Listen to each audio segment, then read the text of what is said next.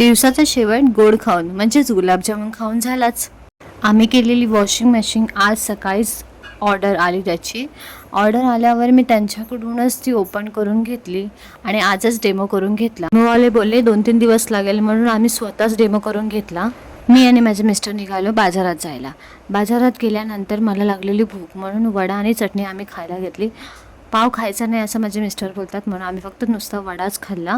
आणि तिथून निघाल्यानंतर मी थोडं एक दुकान बघितलं जिथे मंदिरं खूप छान, म्हणजे खूपच छान असं वाटलं घ्यावं.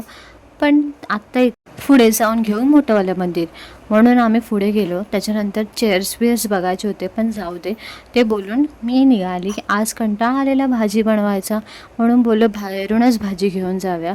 बघतो तर काय, एवढी मोठी लाईन लागलेली होती पार्सल करण्यासाठी.